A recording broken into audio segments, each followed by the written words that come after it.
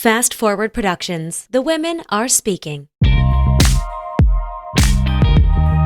This post got 10,000 likes. It got 637 comments. How many of those comments, what percentage, would you say comment on your body? I would say a solid 85 to 90% of those comments are about my body on a post that says we should not be critical or examining or commenting on people's bodies. Saying I don't see cellulite is invalidating my reality, my experience. It's basically saying you're silly, that's not real.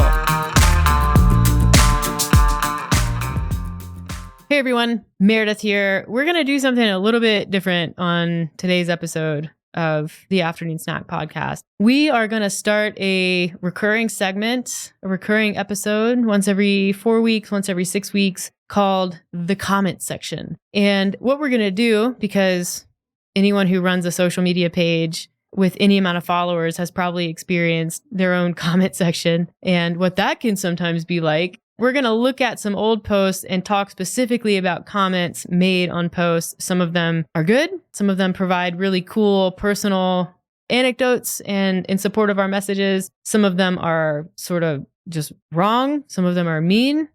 We didn't go over any mean ones.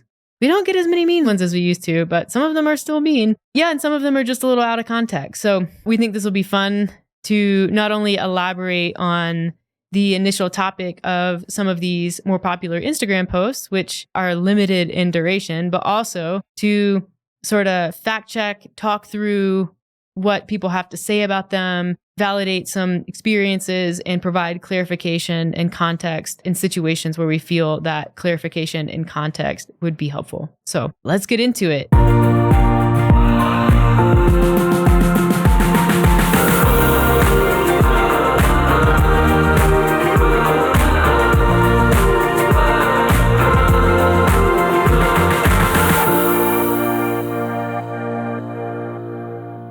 Alex, Meredith. welcome to the first ever comments section episode. Thank you. I'm really excited for this one. Yeah. It's like a segment. It's like a news segment. You know, like the top 10 best plays. It's just this thing that we're going to do once a month or once every 6 weeks or something. It's a good way to do a roundup on things that we've posted about too, that are important. Yeah. We get to bring up some old topics, but also look at them through the lens of kind of how they were interpreted. So it's like almost like a post-mortem on some content. / fact check. We're going to fact check people who are trying to fact check us, but with bad facts and bias. Yeah. Wait, I want to start out by asking this question. Okay. Are you an Instagram commentator? Outside of commenting back to people who comment on our posts, do you comment on other people's posts? I don't usually do that. I did it twice in the last week, like through my personal page, which felt kind of exhilarating because I don't usually do it. Yeah. One was just sort of like clapping back at this, like, I don't know, twat who commented on Amanda Shire's page about her outfit. Why are you just wearing, I don't know. I just hate when people do that. Yeah, that was a valid comment. If a comment's required to defend Amanda Shires, you do it. And anything that begins with, I'm a huge fan, but you're like, just stop. And we've had that before. Just shut your pie hole. Take it somewhere else. So that was, basically to say, when she looks back, there's nothing that she's going to cringe about. Probably can't say the same for you. And then the second one was, I follow Sarah Silverman, who has a great page, and I think she's very funny. And she had posted this clip of an Italian woman, because Italy has moved towards very aggressive stances against women's health and abortion and that kind of thing. So it was a clip of a woman speaking in their parliament on that. And you know, you get the usuals. Why did I go to the comment section? I don't know. Because I felt like being mad about something. So there's this guy and, you know, he's saying, just be responsible. If you're not responsible, then there are repercussions or something. Oh. And it's, again, why did you even read that? I don't know. It's funny because you would never let someone like that in your life, in actuality. I know. And yet you go and you read a comment. You and know it's not even just him. Oh, of course. Number one, it's always a him, by the way, saying this shit. No, I disagree. A lot of times on this topic. I would say majority men, but there are women who've been on that side and have commented as well. Fine. Yes, true. Whatever. If it's your religious belief, then like that's just abortion's in the Bible. Did you know that? Probably not, because no one actually ever reads it. They just like to hold it up and throw it at people huck it around like a weapon. Okay. We're gonna have I'm to delete sorry. that. Yeah. We're Anyways, not bashing religion. I'm not. What I'm bashing is putting your beliefs on other people who hold different beliefs. That's Agreed. not nice. But then there's freedom of speech. So, 100%. And I go to the Church of Laverne Cox. And but there's also respect. there is being respectful. Yeah. Yeah. It's a fine line for some people. But if you want respect, give respect. Yeah. It's really easy. Anyways, so this guy, and it's kind of entertaining just to see how people engage. And I'm like, look, here's my interpretation of this. I was like, number one, it took me 3 clicks to figure out that you live in Norway, which has very pro women's health, by the way, as you would expect. And number 2, there's a post on your page that says, look, it's a Mexicat standoff. And it's just 2 cats just staring at each other. And so I'm like, this is not a matter of personal responsibility, sir. You just can't get laid. And you're masquerading that as personal responsibility. But I bet you that if you got to experience freedom of sexual expression on a more frequent basis, you would probably hold less extreme beliefs. So maybe he's saying this sounds like a question of responsibility, like the women that I try to sleep with who are responsible and won't let me. Right. It's probably very easy for him to take personal responsibility because he never gets the opportunity. Right. There's that. Yep, that's valid. Yeah. So That was good point. I used to follow before like the whole Instagram news changed, the way that news was allowed to be on Instagram. Oh, in Canada, you mean? Yeah. Yeah. I would go on CNN's comments because I used to follow like New York Times, CNN, some others. I still follow them, but nothing's really posted, at least that I can see. And I would go to the comment section. Yeah. And I'm more of an observer. I would go like Morning Chalk Up just to really find more information out because Morning Chalk Up posts clickbait. Yeah. So I'm like, I want to know what more. I want someone to go read the article and tell me what it says. I want to read the article. But I wouldn't say I comment. Maybe if anything, if it's something I think is really funny, I'll say this is hilarious. Hang on. I remember this was probably like 3 years ago now because I definitely used to cruise around in comment sections more than I do now. You were much more active. Yeah. I would check them out. Yeah. And I would also spend more time casually on Instagram. And I remember I was on Sarah Sigmundsdottir's page. She's a pretty well-known CrossFit athlete and also a total babe and really funny in real life and great, just like a quality human. And she had posted something that was like kind of funny, but she was in some outfit. I don't remember. And I click on the comment section and the first one is you with like 4 hard eyes. And I was like, that does sound like something I would do. Alex? So I think, yeah, I don't remember the last time I've done something. It's more, I comment internally. Okay. You know, when someone texts you and instead of texting them back, you just say what you're going to say in your head, but you never type it out and send it. Or I just turn to you and I tell them what this person said and we laugh about it. Yeah. That's kind of what I do with Instagram. But all by yourself. I consume it, but I don't really give much back. So at you least don't to the help comments. you don't help the algorithm for the people who you follow and Not support. usually. Okay. Do you know what the average watch time is of an Instagram video? 10 seconds. Nope. 4 seconds. Yeah, that's like me. Yeah. What's kind of odd is our short videos are less popular than our long videos now. It's because people know that we have something to say. I know. I do watch certain videos of certain people. Yeah. I look for those posts. I usually will go to their page and seek them out and watch their videos if it's somebody I want to follow or who's posting valuable information. Yeah. There's some running pages and stuff like that. I don't comment. I like. You watch for the full duration of time and that does a lot for the algorithm. Yeah. So before we get into like our comment section and the thing that we're going to talk about today, we definitely don't get the same type of comments that we used to get or the same type of engagement. People would just be so awful to us on that page. Either they would disagree in what we said with how we looked. It was pretty frequent. I remember as an example, I posted a photo and this was before videos. So it was a photo of like one of us working out or something or sleeping, like not sleep, like resting on a treadmill. I think it was you. And it was why you shouldn't eat less on your rest days. And it was basically, there's no study that says we tested the theory that it is better to eat on rest days.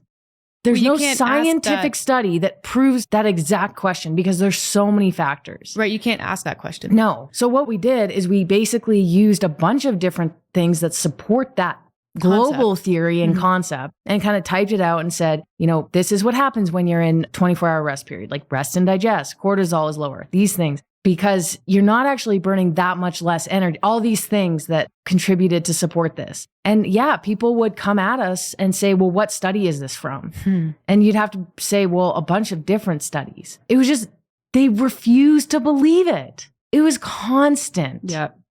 I remember that one time we posted, and this was kind of early on before melatonin got a bit of a, I don't want to say bad rap. Yeah. People were less informed about melatonin. Because it was really commonly taken. It's in a lot of sleep supplements, and there's a reason why it's somewhat controlled in other countries. And so we kind of just highlighted that. Like, hey, if you're taking melatonin, like maybe consider these things. Yeah. It may not be the best thing for you. And it wasn't even like if you take melatonin, you're dumb. It was hard to find studies on that, but there were some, and supported by a lot of scientists in Australia where it's not over the counter. Mm-hmm. I remember that. I remember we were at the mall getting something and just the comments coming through. Well, someone even said like, well, that research is in Australia. And I was like, sorry, does melatonin work differently in the body on the Northern Hemisphere? Maybe I missed something. Yeah, it's wild. So those are just examples of things. Yeah, we don't get argued with as much. We also don't post like super specific nutrition information anymore. And I don't think people follow us for that anymore either. Because when we do post it, people are like, get out of here with that. We want mindset. Yeah. We want mindset. Which is cool. I think that's... Tell me to throw out my old jeans. Tell me size doesn't matter. Tell me to break my bathroom scale. Yeah, so I guess we can get right into it, because the first one that we're going to talk about is the Zone 2 post that went up last week. And that was just to say, if you know anything about Zone 2 training, it's gotten really popular again. But what it is, and it's actually kind of changed in definition like over the course of the years. And I find it very distracting, because someone who's working out 3 or 5 sessions a week does not need to focus or even think about Zone 2 training. They're not going to benefit from it because they're not doing enough. And then what they do often, because of being in a deconditioned state, is just going to push them outside of that, quote unquote heart rate zone, if you can even define what it's supposed to be, because different people define Zone 2 in different ways, in different ranges. So, it is a post that is an opinion piece. I said, I think that Zone 2 is distracting. And these are the reasons why I think that. I think that people benefit from focusing more on consistency than what heart rate zone they're in. And number one, someone said basically like the confirmation bias in this post, ... And I was like, I am not even referencing any research to confirm my bias. It's an opinion. The whole post is an opinion. So I guess my opinion is confirming that it is my opinion based on what I think. However, like the research is... I'm struggling to make sense of that comment. I know. I'm like, if there's no confirmation bias here because I'm not pointing at research. Do you know what that means, sir? Yeah, I'm confirming that this yes is my stance. Was it a sir? It was a sir. Oh, okay. But there actually is research that Zone 2 really only becomes effective when you're training a certain number of hours per week. There is that research. And in that research, it's like the traditional Zone 2 and not the modern Zone 2. Anyways, there are also a bunch of people who kind of took that as Zone 2 doesn't work for building aerobic capacity, or like slow training isn't effective. There were some comments in there that said, I lost 20 pounds just by walking. Right. Like we're not talking this is not about losing weight. And also it's not about how effective lower intensity training. Lower intensity is very effective for building. Ask any runner or cyclist, like a lot of that training has to be easy. However you want to define what easy is to you. I guess the comments that I enjoy the most are the ones that make no sense. Yeah, I'm like, you heard some words in this post, you rearranged them in your head, and now you're mad. Or they're on the other end thinking like, I'll get this guy. Got him. I'll get this guy. No, the comment that I actually wanted to highlight is someone who said, I love this. Zone 2 focus made my, quote, sustainable days miserable because I was obsessing over my heart rate. When I started checking in on how I felt, it was a much better indicator. I'm like, yes, that's exactly the point. That was great. I love that. I love that comment. Sometimes I've had people ask me what my heart rate is and like certain, I'm like, I have no idea, actually. And I know what my heart rate is, but I don't know what zone that is. Yeah. No, Garmin will show a little graph that I don't know what it means. I don't look at anything, nothing against Garmin, but I don't care. No, it doesn't change what I do.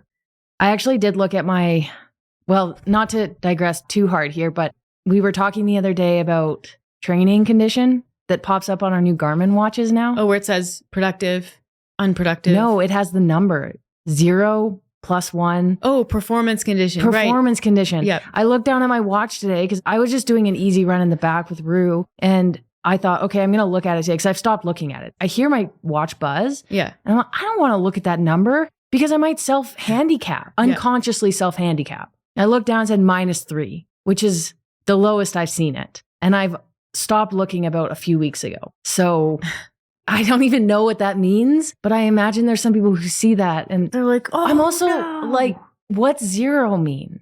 I don't know. What are we What working is off of? +1? Is that good? I guess good is.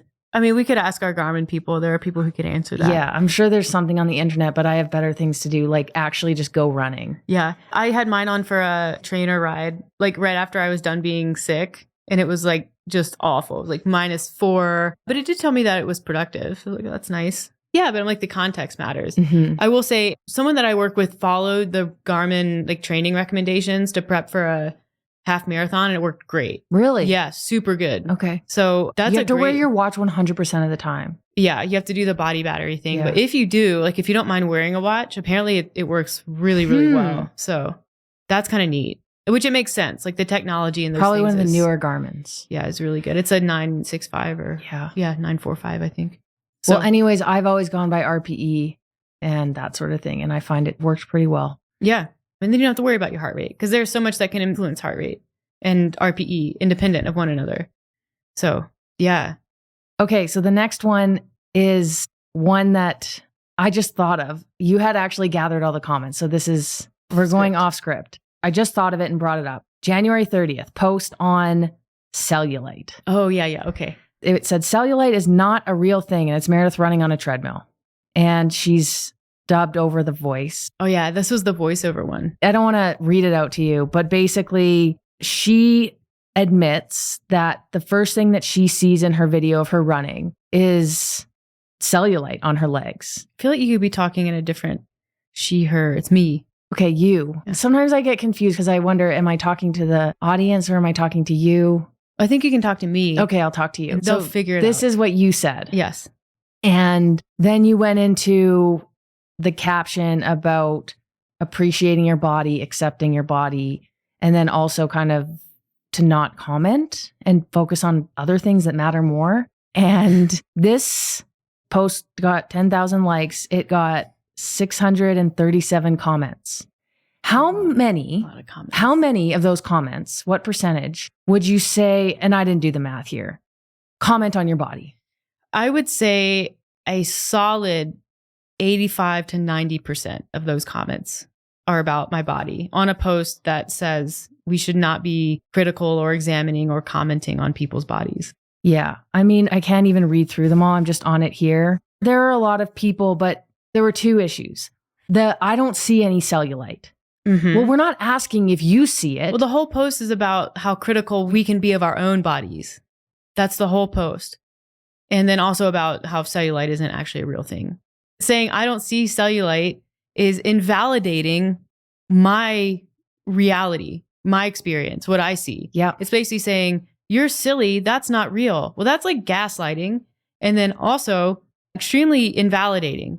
I mean, we could give a whole lesson in validation here. See, I think to give people the benefit of the doubt, the commentators, they probably want to make you feel better in a way. Yeah. So giving them that benefit of the doubt, but they're not doing it the right way. No. They're basically saying like, there, look at this nice thing instead of which. I don't see that. Yeah. Well, I'm not looking for your approval, random person on the internet. And I didn't ask for anyone's approval. So what would be a nice way of saying, I think you look great. I don't see cellulite. Yeah. I mean, you look strong. Maybe say like, if you're going to say anything like, yeah, I experienced this too. Or like, we can be our own harshest critics. Mm-hmm. But like what I see is someone who works really, really hard in the gym and on their I would health almost and be fitness. inclined to say, I'm sorry that you see yourself in that way. I'm glad that you posted this for yourself. And hopefully with this, you can overcome some of those perceptions of yourself and at the same time help others. Yeah, do the same thing. But Because I am instead, sorry that you see yourself like that. a lot of people said, arms. There's one right below that. Yeah. I saw muscly arms. I saw your amazing arms. Uh-huh. I don't do anything to be complimented on my body. It was more just the fact that the post was about what it was about. Yeah. Yeah. Anyways, that one was. Yeah, that was a popular post when we did it. Mm-hmm. Shall we move on? Yes. Let's do it. March 12th, Habit Rabbit, which may actually be our most popular post of all time. It's certainly on the way to that. It's getting up there with the original espresso machine post and the hair. Has it beat my what doesn't matter post? What one was that? The one from 2 summers ago. White rice versus brown rice. I think it may have. It probably has. It's Yeah. okay. You don't have to compare numbers. I'm just saying. I mean, that one's at, so this one's at 41,000 likes, 911. I don't know. It might not be there yet. But Habit Rabbit's a funny story because I woke up one morning and just started shooting this video. You actually got mad at me for not telling you what I was doing or what's going on or involving you in the conversation at all. And then I think you thought it was kind of silly, which it is kind of silly. I think I saw it and said, that's dumb. Yeah. Yeah. The whole premise is like basically the idea of dropping a habit and then it's okay to just pick it back up. And it's shot from 2 vantage points and I play both people in the video. And midway through shooting it, I didn't have the idea of there being a habit rabbit. But in that scene, like I pet its little head and then I say under my breath, habit rabbit. And it just went off. It reminded me of a childhood video. Yeah. Something that you would see on a cartoon. Like, when there's a human in a cartoon? Yeah. That's kind of what the video reminded me of. Yeah. In that one, it's gotten into some really interesting circles on the internet and it's still going. Like we're still getting engagement on that one. One person basically said, and this is weeks after it went up, I don't know how you ended up in my feed, but please never leave. Yeah, that's a nice comment. I should comment and say, I guess I didn't realize how powerful. Again, it goes to validating that it's easy to like lose a habit or lose steam on something. And it's also easy to just resume it. Yeah, I think people make all kinds of assumptions when they, for lack of a better word, fall off the wagon. But really, more often than not, it's just life getting in the way. Mm-hmm. And like new habits are hard. They are fragile. It's easy to get a few weeks in and then just drop them. And then you're like, oh, and then you kind of beat yourself up over it. And it's like, well, I guess it's not important to me. And I always do this and things are never going to change. And it really can become quite a spiral. If I had commented in real Instagram life, this is dumb, I would have deleted it by now, just so you know. Oh, that's good to hear. I think people just like simple. Yeah. Simple concepts or difficult concepts simplified. And I do too. Yeah. And I can see that. Yeah. I think sometimes though, it's like, why is there a dog toy involved? Why are you petting a dog toy? Yeah. Someone like DM'd asking where that rabbit came from. And I don't even know why I remembered it because it was literally Rue's first toy. I commented back and said a pet store. And then they commented back and said, which one? And then I found it. I think they DM'd, somehow ended up on DM. And I sent the link to the actual rabbit. Oh, you did? Yeah, they were stoked. Wow, good job. Yeah. I had no recollection. Yeah, I remembered. And I was like, wow, I can't believe At I least just I found that. tipped them off into saying that it's not going to be found at a childhood store. No, that is a Child dog toy. toy store. Yeah. So that one was good. I have some habit rabbits. His actual name is Buns. I know, but their new name is Habit Rabbit. Okay. Yeah. We don't have any boy toys, by the way. Oh, we don't? Mm-mm. Yeah, they're all girls or non-binary. I thought I named the banana Nanner, as in like Alexander, because you kept trying to name it Nana. Yeah. And now I said, no, it has to be Nanner. I think it should be Nana. Well, I still call it Nanner. Well, Nana is my grandma, and so therefore it's a she. So Okay. Is there a best exercise for women in menopause? This one went up on the 25th of March. And it was in response to kind of this movement, like the capitalism sort of menopause is the new hot word in the wellness space, fitness space. And so all of these programs are being sold. And Yeah. The daughters, so like Katrin David's daughter and Annie David's daughter, who I don't have a problem with them. They actually very nice. Yeah. Annie's nice great. people. I enjoy Katrin also. Yeah. They own a few companies. They're hustling. They're doing the business thing. Proud of them. Yeah. I think my sister sent me an Instagram page that was called something, and it was like by, Doter or like whatever their company is. I'm like, this is really weird. And it was like a menopause program. And their whole angle is, we saw our mom suffer with this and we want to help or do whatever. And like, of course, it involves Stacey Sims, who also got people talking about this a while ago. Love her for that, but gets lost in the weeds. And I think also is like kind of has her hands in the piggy bank at this point. Likes blanket statements. Yeah. I mean, think about how many women are either in menopause or about to be in menopause. Like if you don't see dollar signs there, you're a crazy person. Now, what you do with that information is up to you and where your morals lie. I won't cash in on that. I can't do it. There's a hard line. I'm not going to do it. That's a group of people who they were in the 80s and 90s. Like they got the shit kicked out of them by the diet industry. Like what the hell are you doing? The reality is like that program will probably work just fine. It's actually probably great. It's the way that it's marketed. That's a little bit, I don't love that. And then there's also a ton of conflicting information just generally about, what exercises women should do. Like Stacey Sims has gone on the record kind of saying, high intensity, we should be sprinting up hills and stairs, doing that kind of thing. But then has also said kind of the opposite and should be doing yoga and resistance training. It's when you catch her, like what she says, and it's super confusing. And that's, against the backdrop of a lot of voices. Do you think that space. hill sprints are involved in the daughter's programming? If I signed up and I'm not currently in menopause, yeah, would that program be better than nothing? Yeah. But I'm not in menopause. So exactly. Would it be better than a program that's not geared toward menopause? Potentially. I don't know. I haven't looked at the program. Do you think that women who are going through menopause or postmenopausal, need to be doing a specific training program for them, given their life stage? No. And that's the whole point of this post, is that the answer to that question is no. People will tell you yes in an effort to sell you something and confuse you. And that's it.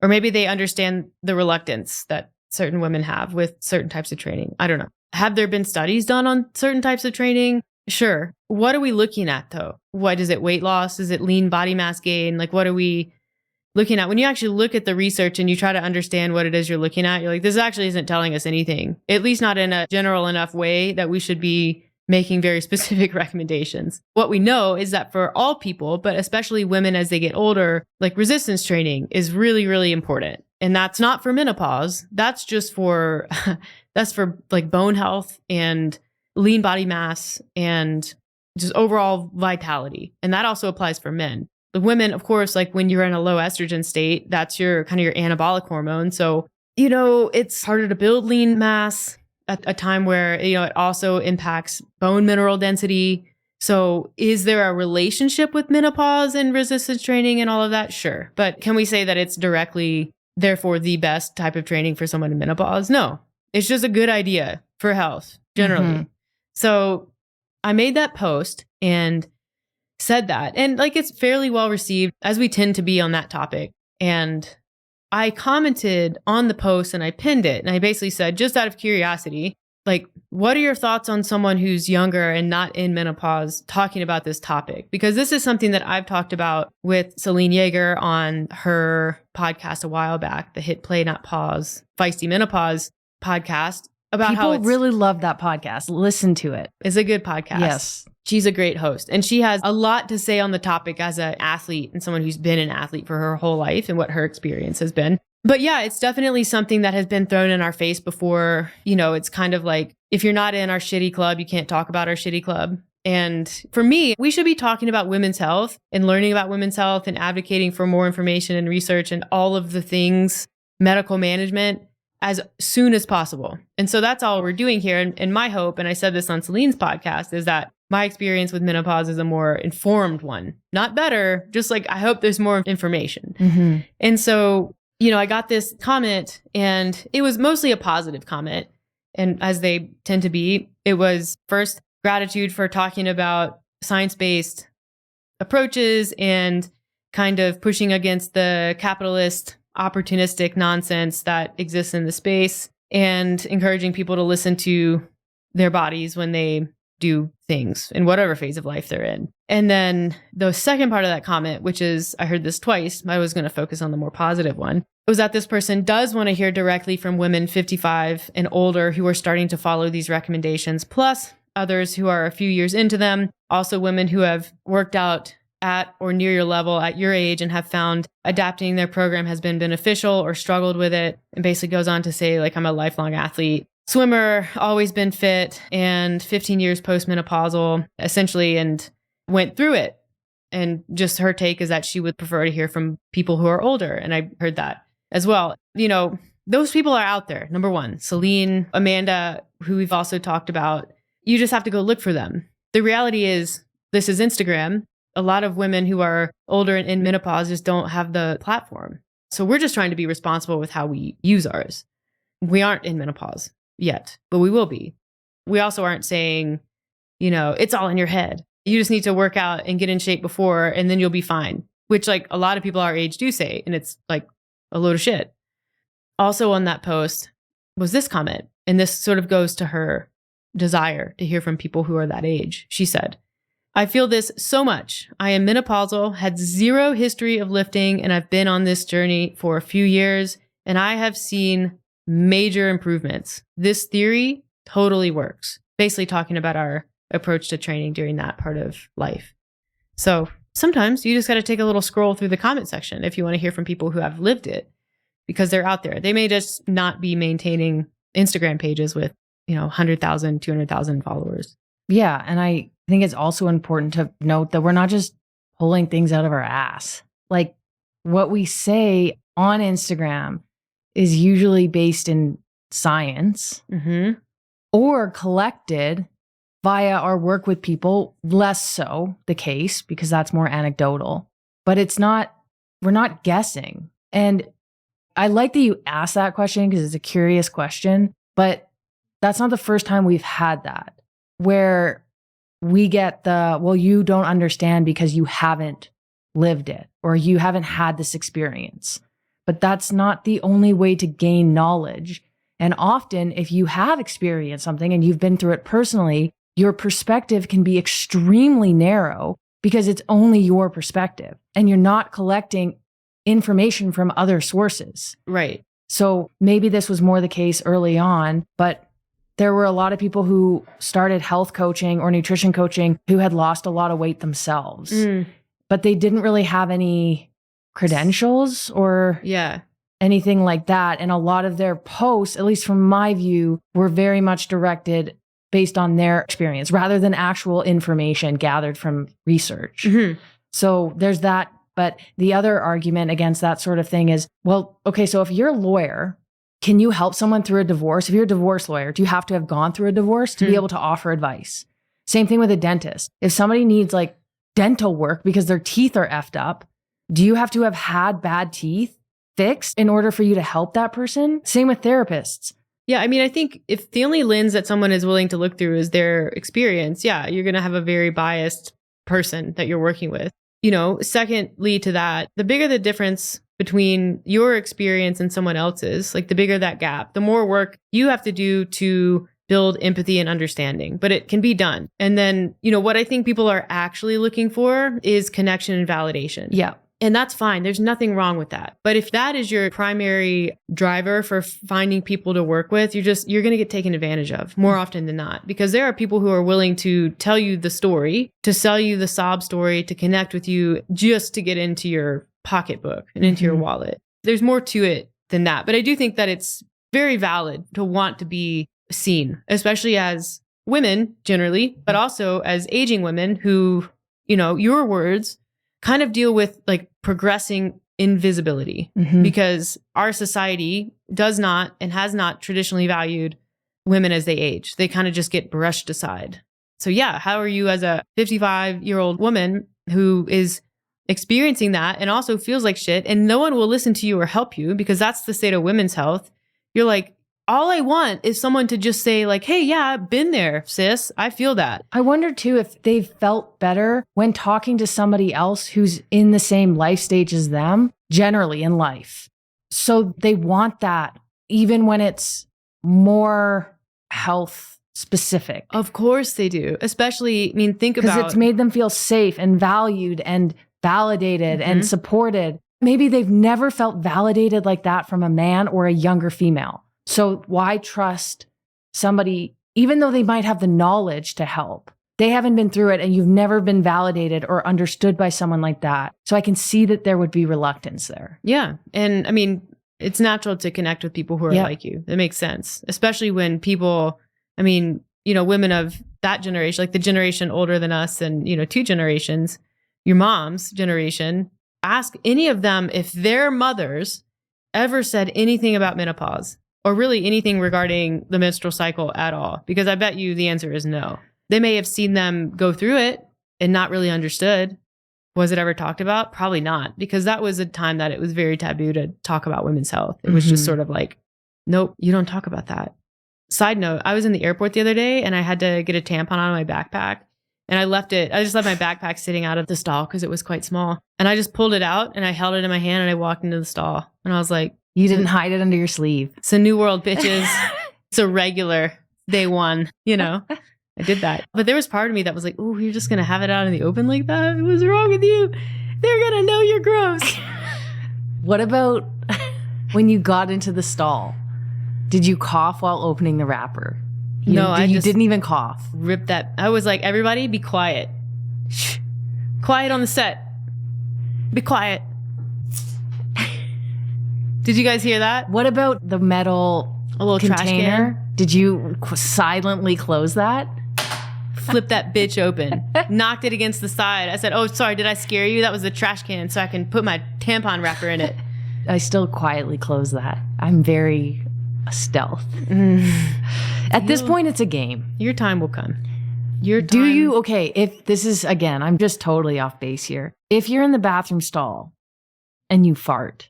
Oh, yeah. And it's audible. Are you like, oh? Or are you like, let the world hear it?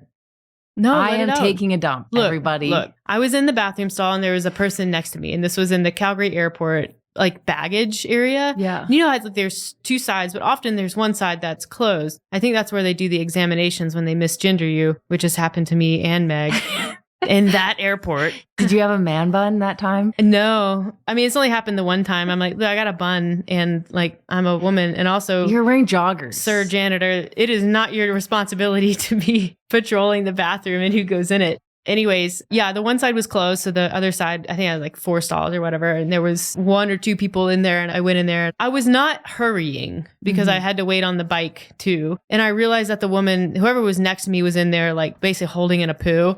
Oh. And I was like, I want to be like, just let it out. You can just go. I don't care, you know? Yeah. I would say I'm less likely to hold it in a public bathroom. Yeah. When I used to work or was in school, never. I would always hold it. And I would win many standoffs. Yeah. I would hold out. Just sweating. Yeah. Just like. But now if I toot, I just continue on, but I start singing, I was eating spaghetti. Okay. Yeah. Awesome. All covered in cheese. Okay. Yeah. Great. That's during? I sing it no matter what. If I toot, I go into that. Yeah. That's Fat Bastard. I know. People know. You don't have to say. It's less funny when you point the reference out. Editors, please cut that out. Or, I mean, it's also funny that I had to tell you that. Yeah. So, editors, use your discretion. It'd be funny if you could time it, you know? I would just howl. So, if you started singing and then you tooted mid-song. Yeah, just like he does. Yeah. Yeah, next time. Level up. Okay. You got to do better with that. Yeah, I mean, I used to like toot in the bathroom and be like, well, I live here now and here for the rest of the day until there's a shift change and then I can go home whenever that is. So, okay, let's move on. Tactic, math, expectations. Do you remember this one? Because it was the one where I was holding the whiteboard and then you were doing the effort over outcome. It was genius. It was a great post. Apparently, bare legs are very distracting. That was like the thing. Right when it was getting posted, I said, hey, Meredith, do you think anyone's going to notice that you don't have pants on? And that was the majority of the conversation in the comments section. just like the funniest, it was like I was wearing socks, clogs, and then clearly had on no pants. And, was I wearing bottoms or was I naked?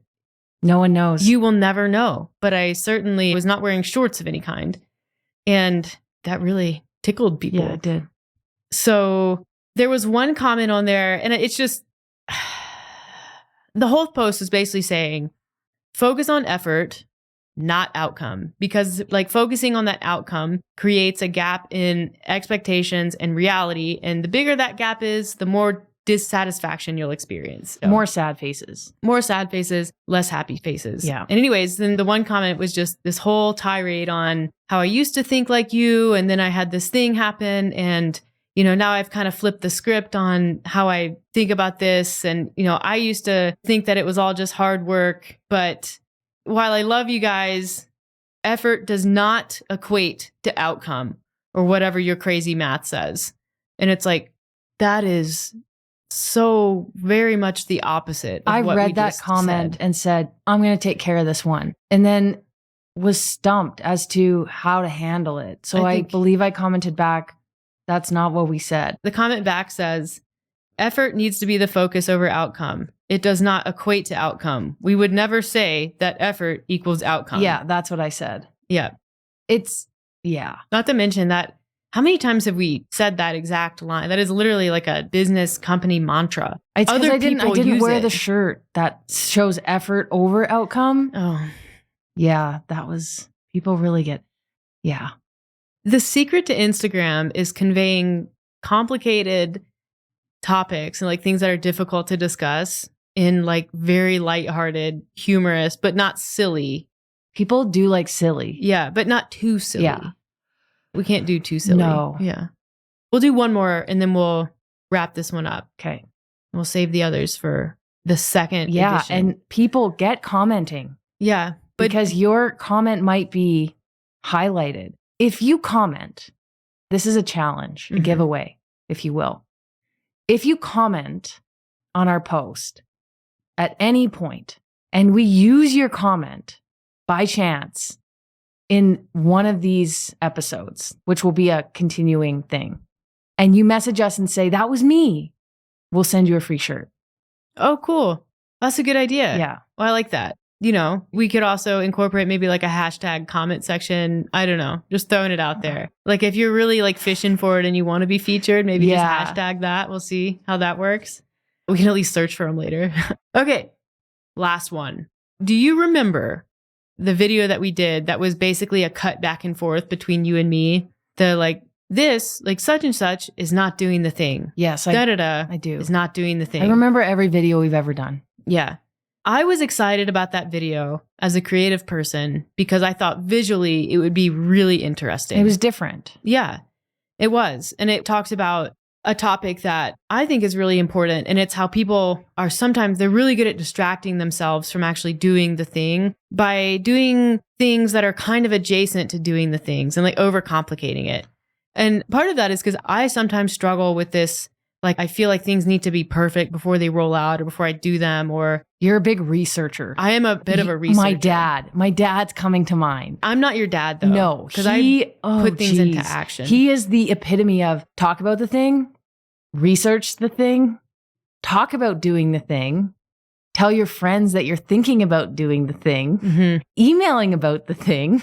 But I will say, I think one of your dad's biggest fears, if it was like, Garth Parker, what is your biggest fear? It may legitimately be making a wrong decision. Yeah. No, making a wrong purchase. Okay. Is it more It's usually related? when it involves spending money. Yeah. Okay. Yes. Anyways, that's an example that just popped in my head. Yeah. But continue on, please. Yeah. But it basically says, all of these things are not doing the thing.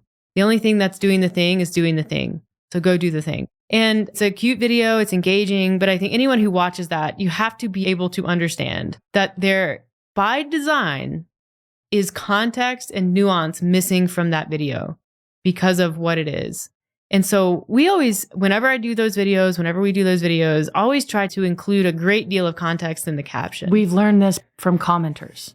But what about... Yeah. So I usually what about this? Try to predict I do this and you didn't talk about that. Yeah. So try to predict the but what abouts. Yeah. The devil's advocate. The devil's advocate. I really don't comment. like devil's advocates. Yeah. And I pinned this one because I thought it was important. I'm going to play devil's advocate here.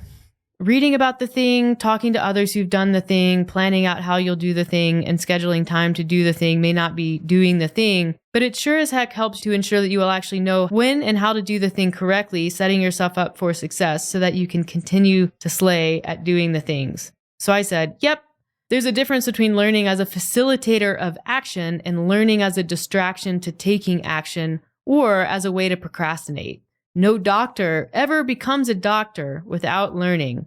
But as a coaching company who has worked with thousands of people, we see plenty of the other kind of learning happening. But all of that qualifying would make this video much less enjoyable to watch. Yeah, and then basically someone comes on after that and says, I usually like their stuff, but I thought this one was just a little dismissive and, pushy or whatever. I'm like, it's a cute, you make content and see if you've, you know what I mean? Yeah. God damn it. It's the lack of understanding who we are and the context that we bring to the table as a company. I do think each individual post is not who we are. We can't express that much in an individual post. So I think what we want from people, and this is difficult with the way Instagram is with the explore tabs, or maybe if somebody just sends you a post. In this case, this person clearly follows us and knows us. And I think in those scenarios, we like to be considered in our totality. Yeah. And not even given the benefit of the doubt. It's I want you to take this video, what it says, take the caption, what it says, pause, and then say, what are they getting at? What are they about? And then how does this apply? Yeah. And think in a critical way. That's a big ask on the internet. Yeah, and it's fine. I think genuinely we enjoy people, even beyond it helping our business grow. We really like when people interact with our posts. We like knowing when they hit home, and we don't mind at all. And we hope we didn't give this impression. If somebody is playing devil's advocate, even though I said I don't like it, if someone's curious, genuinely curious, and they've given it thought and they come at it in a way that is respectful, we love that, because more than anything, we want to be better. We want to learn from our mistakes. I think there was a post on metabolism slowing down that you did in Palm Springs a while back. Right. And there were a lot of comments that people were expressing concern over the way it was delivered, or something was missing. Yeah. And so you just did a part 2 post the next day to clarify it for everybody. Yeah. And bring in more examples. I think you were using books as examples or something. So the comment section is actually great. We read every single one. We comment, and I say you are primarily the one that comments. Sometimes I comment. Yeah. But we do really appreciate any interaction. Totally. Yeah. And oftentimes the ones that are challenging the concept of the video, especially in a polite way, or they're bringing in context that either we forgot to include or weren't aware to include, which doesn't happen often, but sometimes other angles are valid. I will often pin those and then provide, thanks for this, or a response to that, so people know where we stand on it. And then also you get other people, then you get to read it and engage with that in a really helpful way. So yeah, I think, we definitely have taken a lot to heart, and that's been a really big driver on how we have changed in the online space. And our videos are longer because there's just a need for that nuance and context to make it in videos more often than it does not. And it's just, you can't do it in a short video. It's hard. It's really hard to get the point across, and then also make sure that people feel okay about what's just been said, given that everyone's different and in a different situation. Because sometimes the short videos, the ones that are real punchy, are popular. They can make certain people feel better. But they can also make certain people feel worse. Yeah. And so we want to be mindful of that. And that just makes it longer content. If there's one ask, besides to keep commenting and tell us if we're doing a good job or if we missed something or if you feel differently, is to, if possible, just give us the benefit of the doubt, because more than anything, we want to help people, whether you're paying us or not. And most people on Instagram aren't, and that's okay. Yeah. We genuinely want to help people. And I think keeping that, when you look or listen or read any of our posts, knowing that that's underlying everything could kind of help you shift your perspective with certain things that we say. Because sometimes they can be interpreted in a different way, and they're not meant to be. Yeah, exactly. Well, that's it. That's our first edition of the comment section. Hashtag the comment section. I don't know. Are we doing hashtags? We'll just call it the comment section. And if a hashtag grows out of that, then it grows out of that. But yeah, thanks for listening. Hope that was enjoyable. It's always fun to kind of look through a new lens and provide a little more context on topics that, are still, even a 3-minute video is a very short period of time. So yeah, thanks. And you know where to find us here. You know where to find us on Instagram. And make sure you like, subscribe to the show, and we'll see you out there.